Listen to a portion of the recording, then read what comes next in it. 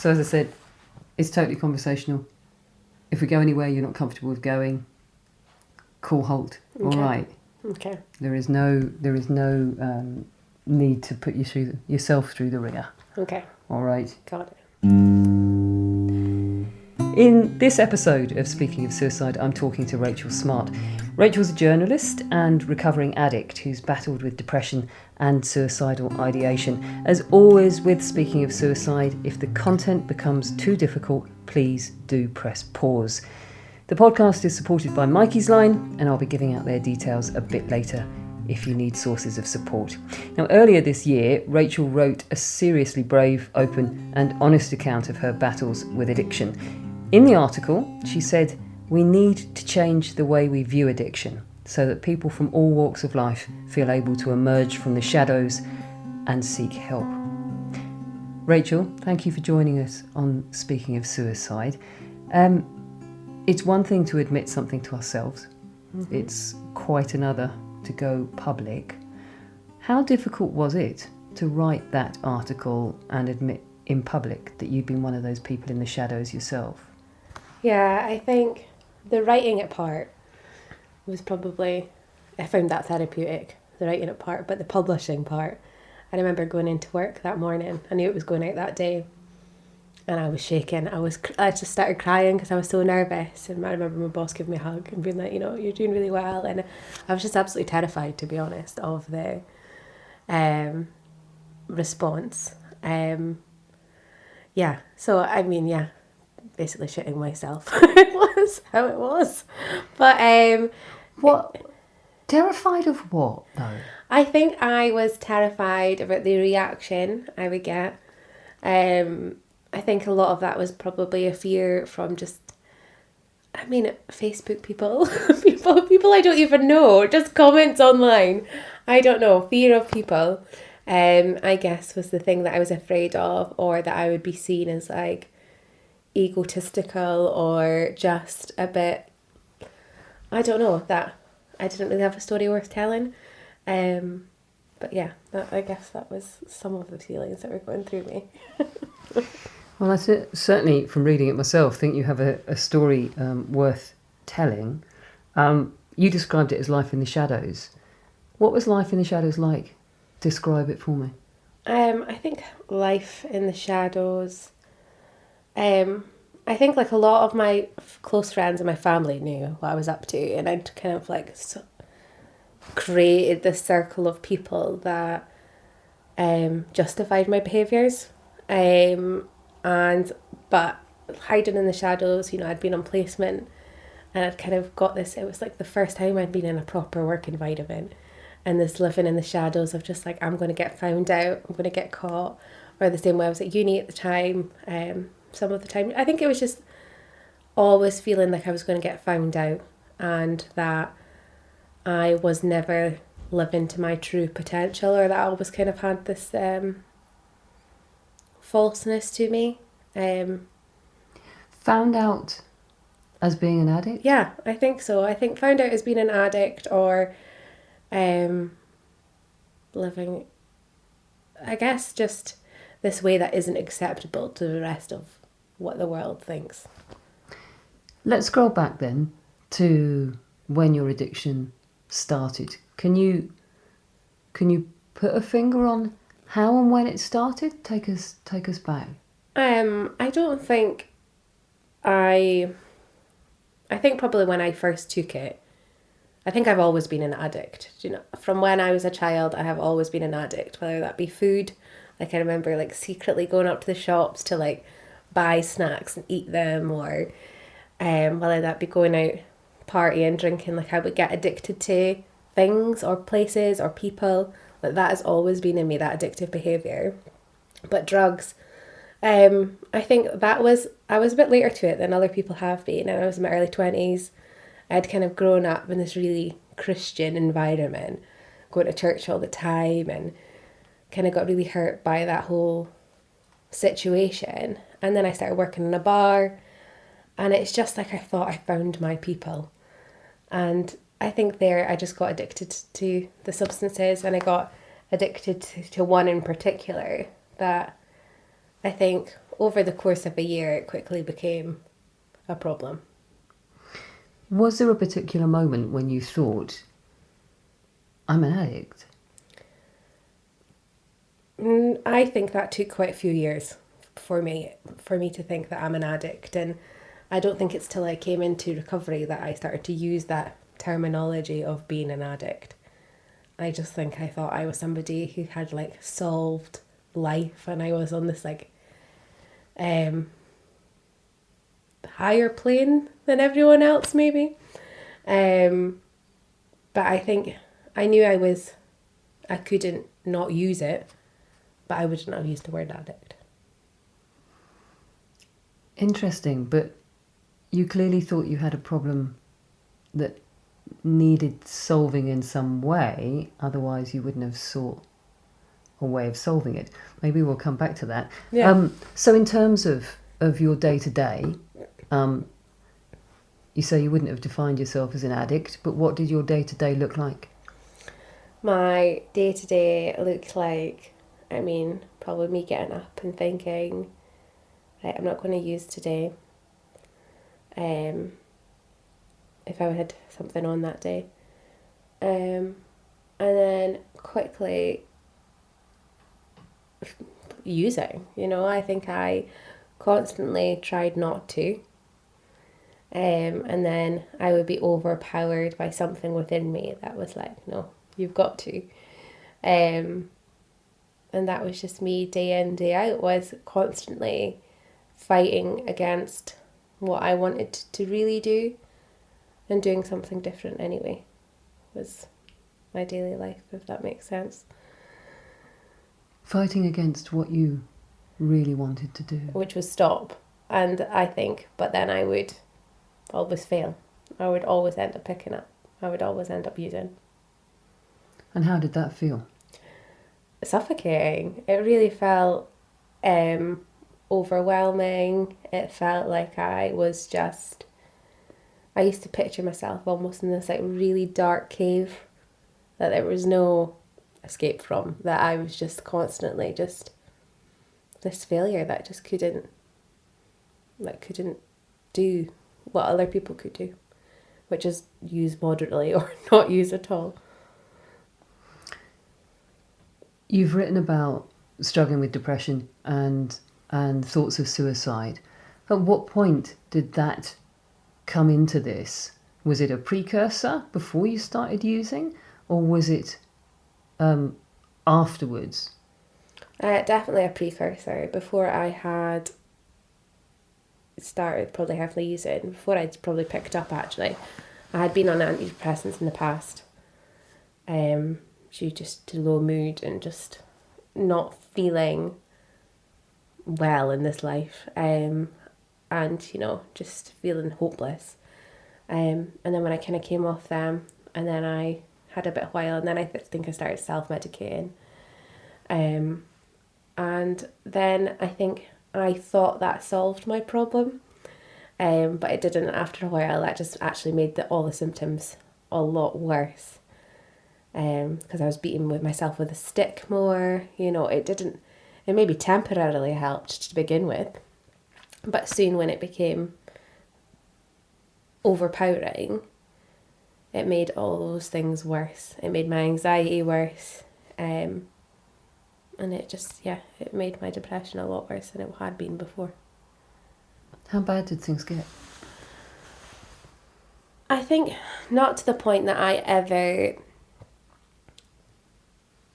attempted anything, but I would drive my car pretty quickly around corners, hoping that it would maybe roll over. I would kind of look out I used to go down to the sea quite a lot, and I used to just think I could just swim out. I could just swim out and then just sink away. That was kind of generally what I thought. And just, I think when I would go to bed, I just often prayed, like, don't let me wake up in the morning. That was generally how it went. There was never any attempts, like intentional attempts, but there was certainly something there that was like, if I just kind of keep doing the things that I'm doing, then at some point I might go. As a society, I think we quite often have quite stereotypical idea of what an addict or even an alcoholic might look like. And I wonder what your perception of yourself was. You said you didn't want to define yourself as an addict. Mm-hmm. Is that because you came from a background and an upbringing that didn't quite fit that perception, Yeah. maybe? I think so. Like I was saying, I think there is addiction in my family, which I probably didn't know. It was very hidden from me. My mum and dad separated when I was quite young, but I still seen them both a lot. But coming from a Christian background, and I'd gone to school, I'd done uni, I'd done all this church stuff, and I was still working jobs when I was using. Like I was still functioning. I would still go to work. I would turn up to work on time. I'd turn up to work in probably a pretty bad state, but I could hide it. That I just probably didn't see myself as somebody who was an addict because I still had a house and I still did things, like I still managed to go on holidays or go to work or tick all these little boxes that I'm supposed to have ticked. That I probably didn't see myself as one so much because of what we stereotypically see as what an addict should look like, I guess. What did other people see? I think my friends who had known me for a long time, my sister, my mum, I think they saw somebody who just slowly kind of slipped away a little bit or wasn't myself. I often got told I wasn't present or I wouldn't kind of engage in conversations. I think they saw somebody who was probably quite a shell of their former self. And that they would often encourage me like, come on Rachel, are you going to stop soon? You can maybe try and just use the weekends or... So they knew? Yeah, they knew. Do you know what I mean? I don't think I was ever...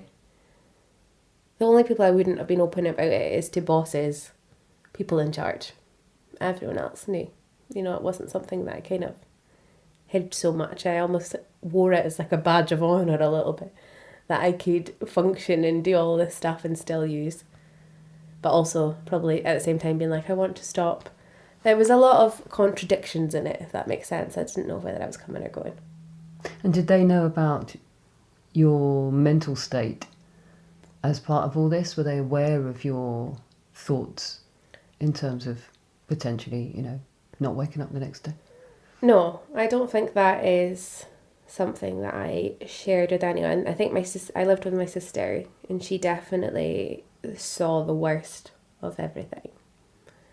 And I think she would particularly be worried about me. And I remember one day we were having actually a conversation about suicide and she had said to me, she's like, sometimes I think I'll come home and I'll find you like that. And I think she knew. I had discussions with probably my dad. He struggled with depression. I'd speak to him about it, but not to the extent that I maybe had been thinking about it. No. You've written that the most crippling part of addiction is shame. And what form did that shame take day to day? I think for me, the shame was about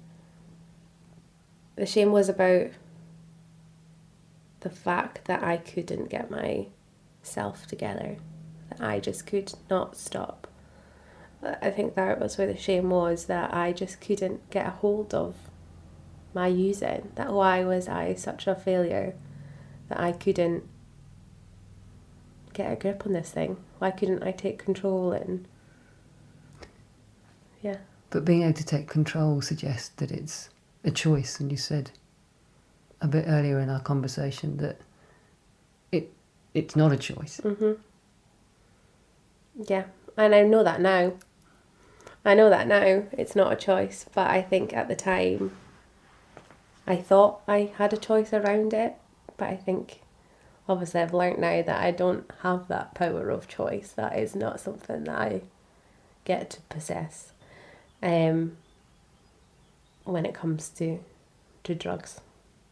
I think there can be a perception of other people as well, that someone who's addicted to whether it's drugs or alcohol or whatever is choosing to go that path. Oh yeah, definitely. So it's not surprising you thought that of yourself as well. Yeah. Oh, definitely, because I think I would hold others to the same account too, that I would kind of hang out with people that would do the same thing and think, well, compare myself to them, and then I would ask them, well, why are you not stopping this?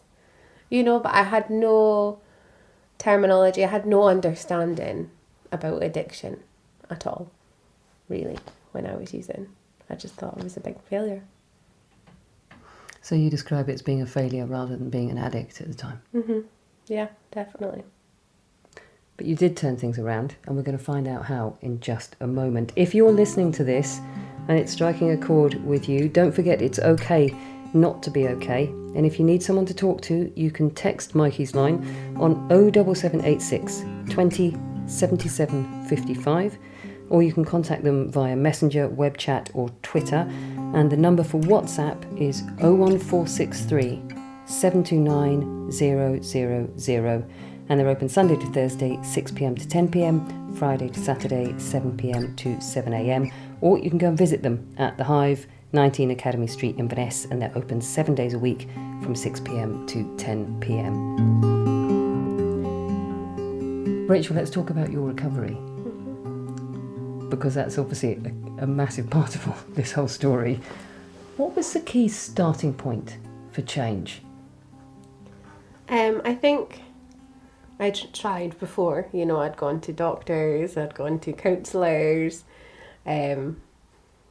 psychiatrists. But I think for me, I had been at uni doing my master's in journalism, and I'd come on placement here for the Inverness Courier, for the newspaper.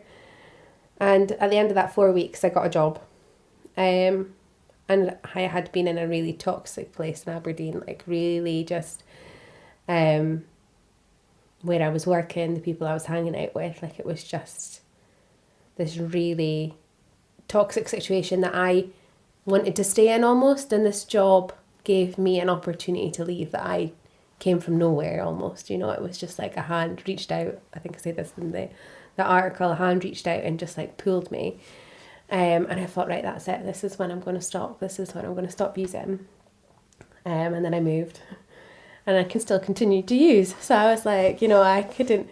I was like, right, okay, so I need to change something here, and been doing exams. You have to do shorthand exams for journalism, like learn how to write really quick and small.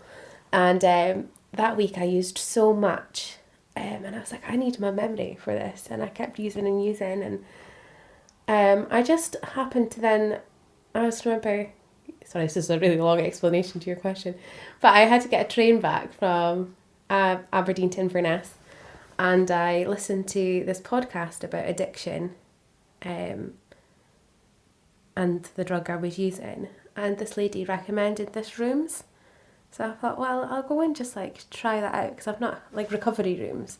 I was like, I'll go and try that out just to see. And I went to one meeting, and I was like, oh, the people here have the same problem as me, and they were just so nice. And I think that was it. I think I was just, things were happening in my life, and I just stumbled across this podcast and started going to these recovery rooms and haven't really looked back. I want to come on and talk more about the recovery rooms. Yeah. But let's pause and step back just a little bit. Because I'm interested that you made a big change. You had a success. You got offered the job here. So that sense of being a failure was challenged. You got to come to Inverness. That must have felt like a massive move. And then you said you kept on using. Mm-hmm. How did that feel, that you were still using? Had you expected the move to be a magic bullet? Oh yeah, definitely. But I expected every new year to be a magic bullet too. Like this is going to be the time of change. But yeah, I definitely thought the move is if I moved away from the situation, that was going to stop. But I still took me with me when I moved. And this is where the issue is it wasn't other circumstances, it's all within me. Was that the point when you started to realise maybe you were an addict? Because you said you were reluctant to use that word. At what point did you think, actually... I think I always knew I had a problem with it, but I just wouldn't have used that word, addict. Just because that wasn't in my terminology base. But yeah, no, I think I knew I had a problem. And I think I'd wanted to stop long before. And it was just because I happened to stumble across this thing one day that I was able to. Yeah. So describe recovery rooms. Yeah. What is this? Where does it take place? What form does it take? I think part of it is, anonymous, so I probably won't go into too much of it. But I mean, they happen all over the world, online, in cities. But the one I found was just online, on Zoom, and it happened like every night of the week. And I would just go in and there'd be other people there with the same issue as me. And they would just talk, share our stories. And yeah, I guess it's all kind of based on the 12 steps, AAA, 12 steps.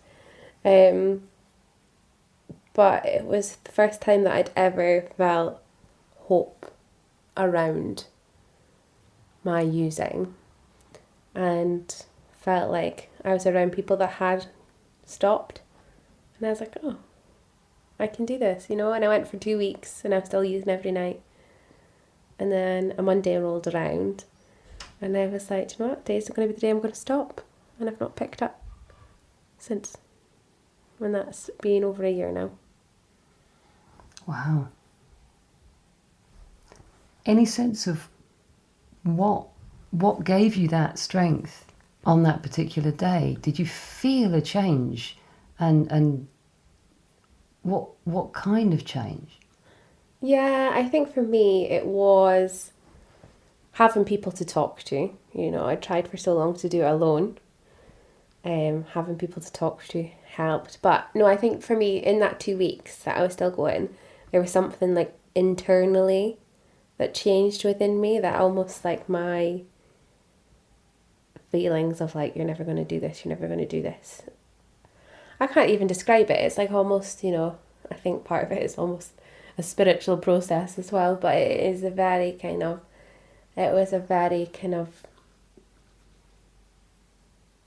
I don't know, something just changed within me. And just being able to talk to people about it just helps. I don't know how it sounds like it doesn't make sense, but it does. Like being around other people who understand and talking to them about a mutual problem helps. You've been very passionately, you've been very keen about sharing your story. Mm-hmm. And I was interested in how much you think hearing other people's stories has been significant in your recovery.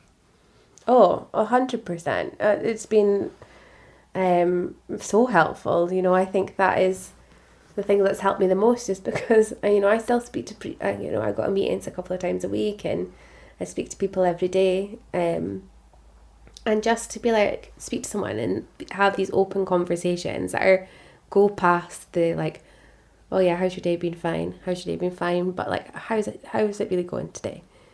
And then for you to have these mutual conversations of being like, I had this crazy thought and they had that crazy thought, and it's just like something, this wall goes down and I feel less alone. It's like there's this mutual understanding and this mutual relationship and I guess strength that's built through those conversations that is just second to none. Yeah. How much is this still a daily process for you? You said that you think you've always been an addict in mm-hmm. one way or another. So, yeah, how much is this an ongoing fight? I mean, it's not, for me, the obsession to use is gone. I mean, I do still have days where I think, that would be nice. You know, I finished the end of the work and I think it would be nice to have a wine. But they pass. They're not all consuming anymore, but I do have to work my recovery and my program every day. And you know, that means like I get up in the morning and I say a prayer, ask for a clean day to whatever is out there. And I start my morning with meditation, and then I kind of get on with my day, and then I'll try and speak to a couple of people throughout the day who are on the recovery program. Being of service to others is a big part of it as well, that because I can get myself really obsessive in my thoughts, but actually then being of service to someone else and looking out for them gets me out of my insane thinking. And yeah, then going to meetings and writing, doing gratitude, being grateful for things. And I have to do that every single day. You know, I have to, because that is the thing that keeps me clean. But there's other addictions that come up, you know. I've put on a lot of weight since I got into recovery. Part of that was probably, I needed to put on a bit of that. But some of it I didn't. Food's been another addiction, but I'm just trying to sort that out at the moment. It can be Netflix, it can be doom scrolling. You know, all these things are addictions for me. Work. And I have to just kind of then take a step back and be like, okay, how is this being helpful or is it not? And yeah, figuring that out. And how do you feel about you now? Because you described feeling as a failure when you couldn't get on top of your addiction. Mm-hmm. I think for me, I am a lot kinder to myself now. And I think I probably have a lot more awareness now for when I am feeling those things. I don't feel so much of a failure now. I mean, I still suffer for things like imposter syndrome and, you know, self-esteem issues and those things. But I definitely, there is a bit of a kinder voice playing in my head than there was before. And my head's not as messy, do you know what I mean? I'm not high all the time, you know, I'm experiencing reality, and I am a lot kinder to myself, but I also have people in my life that speak that kindness over me now too. And you know, we speak about these things, that helps. If you don't mind me asking, how is your mental health now that you've got to grips with the addiction? Yeah. I think definitely for me, you know, like I said, depression was there before I started using, and it was obviously exacerbated when I was.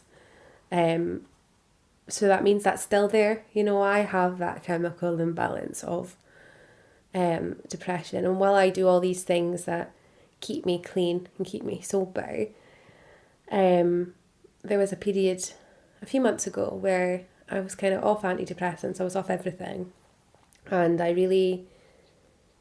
was really struggling. Like I was just very teedy all the time and just really not great. And, you know, I spoke to my sponsor about it and I was like, right, I'm going to wait another couple of weeks and then I'll go to the doctors and see if I'm still feeling the same way. And it was, and she phoned me one time and I was just really low. Like I wasn't okay. So I went back to the doctors.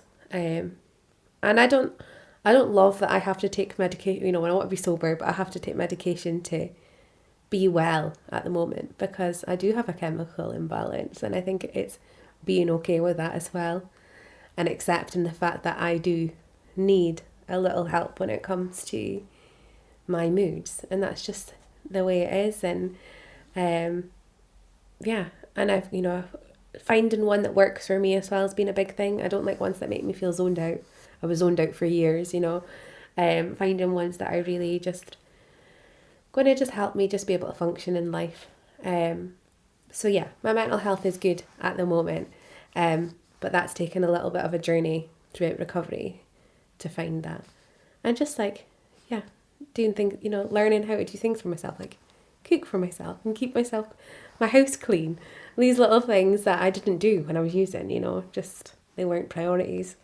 So yeah, I think there's joy in like figuring out how to look after myself at the moment, and part of that journey has been also my mental health. You wrote the article after 9 months of being clean, and you'd said you were really nervous about the response, how people would react to you standing up. And actually, very boldly in that article, you may not have thought it back at the time, but very boldly in that article, you said, you know, I had an addiction to drugs and alcohol. What was the response? It was amazing. Yeah, it was truly, it was not, I mean, in my head I'd built it up to be like, people are going to hate me. But honestly, it was incredible. Like, people were just so nice, so kind, and it related to a lot of people. And I mean, that was part of the, you know, as much as I was scared for writing it, it was also part of that was to be like, to other people, like, you're not alone in feeling like this. So to get that response back and know that it did, or, you know, at least struck a chord with some people was, it really blew me away, actually. It was quite an emotional day. It was quite an intense day. I was working, but I was just online all the time. It was just quite a lot, but it was good. Yeah. You've got the biggest smile on your face just now. That's lovely to see. Finally, Rachel, what would you like anyone listening to this to take away? That's a good question. I think it would be to know that you're not alone if you are dealing with an addiction or you're dealing with substance use issues. You might not even call it that. No, I didn't. Or if you are feeling like a failure, you're not. And that there is help out there. And it is really easy to access and it's free. And you've just got to keep going and not look back, really. And speak to other people about it, because you'll probably find that other people are going through something similar. And so make sure I think a lot of it as well is about the company you keep too. So go to those places and keep company with good people, and good things will come to your life. Rachel, thank you so much for talking to me on Speaking of Suicide. It's great to see you looking so well.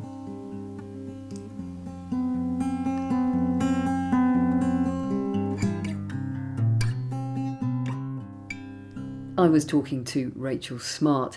Listening to that with me is Shona McPherson from Mikey's Line. Shona, I found it so lovely to hear that story ending on such a positive note. I was also blown away by Rachel's bravery in opening up about her addiction. What did you take away from it? I found Rachel's honesty about her inner experience really helpful and insightful. The way that she sort of described having these two parts that were at battle, kind of one part that wanted to stop taking the drugs and the other part that didn't allow that. And the feelings of shame, isolation, helplessness, powerlessness that went along with that, and kind of just how dark that became for her. And then this sort of way that it's like she followed a self-led breadcrumb trail of stumbling across this podcast, and then that leading to hearing about these recovery rooms, and then within these rooms finding a way to sort of break this shame cycle, this cycle of secrecy that she felt like she was in. And I think shame is sort of fundamental, and breaking that cycle of shame is fundamental with addiction work. One of my favourite writers, Brené Brown, has this really good example of the power of shame. And she talks about if you put shame in a Petri dish and then you add the ingredients of secrecy, silence and judgment, which Rachel described, then the shame is going to grow and kind of breed. But if you put the same amount of shame in a Petri dish and douse it with empathy, then it can't survive. And it strikes me that that's kind of what happened for Rachel in these recovery rooms, that she realised she wasn't alone and met others that gave her empathy, that compassion, that hope. And not only now is she in recovery and finding healing, but having the courage that she's just had in sharing her story, that she's kind of giving all of us permission to sort of break that cycle of secrecy and shame, a massive permission slip for all of us to do the same thing. So yeah, super encouraging podcast to listen to. Yeah, I shall remember the Petri dish. yeah. Brilliant. Thanks, Shona. You're welcome. Don't forget, it is okay not to be okay. And if you need someone to talk to, you can text Mikey's line on 07786 20 77 55, or you can contact them via Messenger, web chat or Twitter. And the number for WhatsApp is 01463 729 000. You can contact them Sunday to Thursday, 6 p.m. to 10 p.m, Friday to Saturday, 7 p.m. to 7 a.m. Or you can go and visit them at The Hive, 19 Academy Street, Inverness. They're open 7 days a week from 6 p.m. to 10 p.m. Speaking of Suicide is funded by Mikey's Line, and the platform is sponsored by Highland-based family firm D&D Paving Limited. If you'd like to sponsor an episode, do get in touch. And if you'd like to share your story, we'd love to hear from you. Speaking of Suicide is produced by Adventurous Audio Limited.